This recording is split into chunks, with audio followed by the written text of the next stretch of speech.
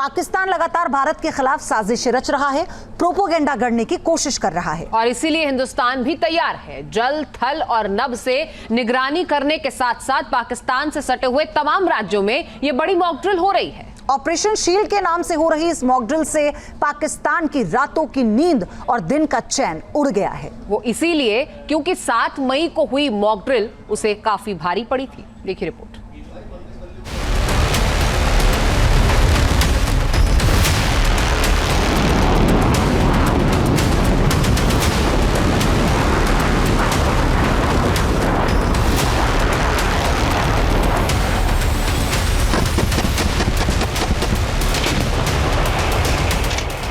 Operation सिंदूर में बुरी हार, पाकिस्तान हुआ लाचार।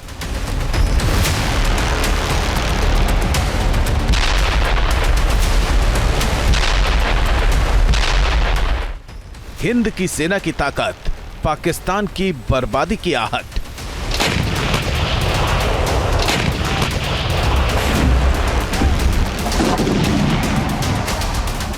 चार दिनों में घुटनों पर आया, फिर भी बाज नहीं आया।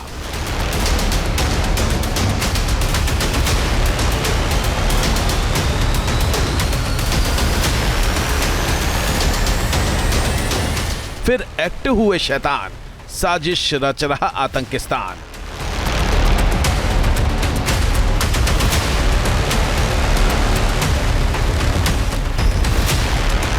हिंद की सेना तैयार, हिमाकत की तो होगा जोरदार प्रहार।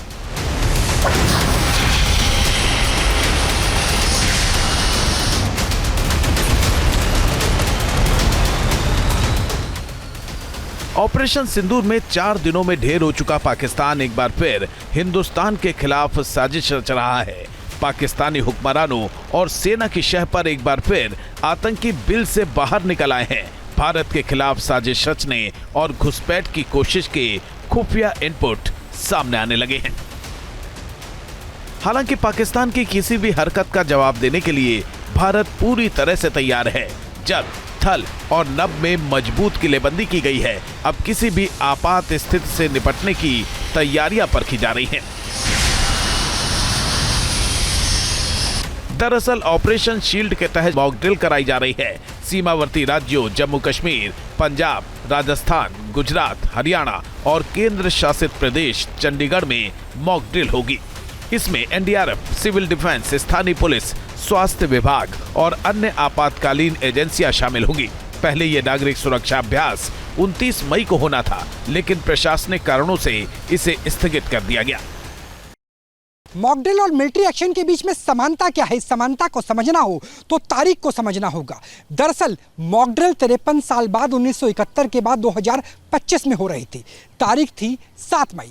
मिलिट्री एक्शन यानी ऑपरेशन सिंदूर की शुरुआत होती है 6 और 7 मई की दरमियाना रात यानी मॉक ड्रिल से चंद घंटे पहले, जब भारतीय सेना की तरफ से पीओजे और पाकिस्तान के अंदर नो टेरर कैंप को सटीक निशाना बनाया गया। ऐसा निशाना जिसमें 100 से ज्यादा आतंकवादियों को दोज़ख, जहन्नुम पहुंचा दिया जाता है। यही वजह है कि पाकिस्तान इस बार भी मॉक ड्रिल की वजह से डरा हुआ है। पाकिस्तान के द्वारा पाले जाने वाले आतंकवादियों से लेकर के दहशतगर्दों के लॉन्च पैड के अंदर इस बात की दहशत है कि इस बार मॉक ड्रिल में क्या होगा। यही वजह है कि पाकिस्तान की नींदें हराम हो गई। पाकिस्तान को डर इसलिए भी है क्योंकि 7 मई को हुए मॉक ड्रिल से ठीक पहले उसे हिंद की सेना का प्रकोप झेलना पड़ा था। इसीलिए पाकिस्तानी हुक्मरान और सेना की नींद उड़ी हुई है। पाकिस्तानी अवाम के लिए भी आज की रात काफी लंबी होने वाली है। पाकिस्तानी सीमा से लगे राज्यों में हो रही मॉक ड्रिल की इसलिए भी अहमियत है क्योंकि पाकिस्तान की तरफ से एक बार फिर घुसपैठ की कोशिश की जा रही है। खुफिया इनपुट है कि आतंकी पीओके में मौजूद लॉन्च पैड पर लौटने लगे हैं।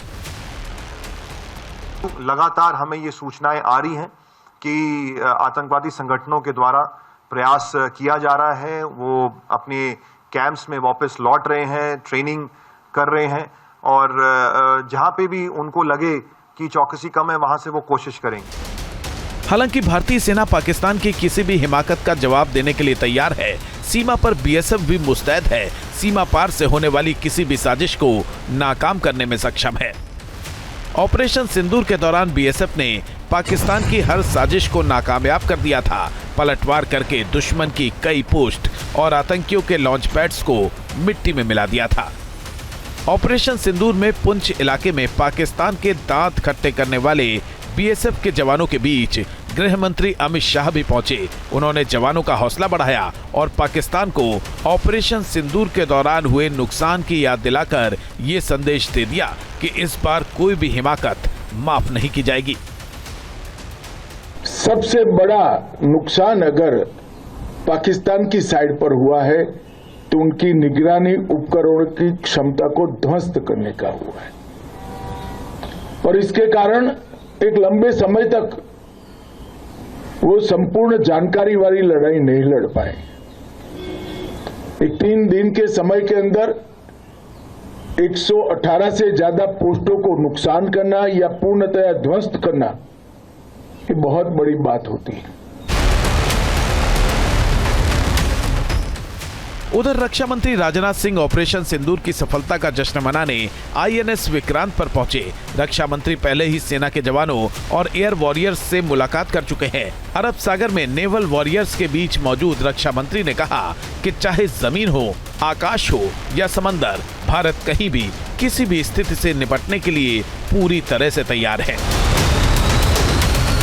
मैं महसूस कर पा रहा हूं कि हमारी सेना का मनोबल यदि पहाड़ की तरह अडिग है, हमारी डिफेंस, हमारी एयरफोर्स का मनोबल यदि आसमान की ऊंचाइयां छू रहा है, तो हमारी नेवी का मनोबल भी समुद्र से अधिक गहरा है और विशाल भी है। रक्षा मंत्री ने ऑपरेशन सिंदूर की कामयाबी का भी जिक्र किया और कहा कि इस बार समुद्री सीमा से भी पाकिस्तान को सबक सिखा दिया जाएगा।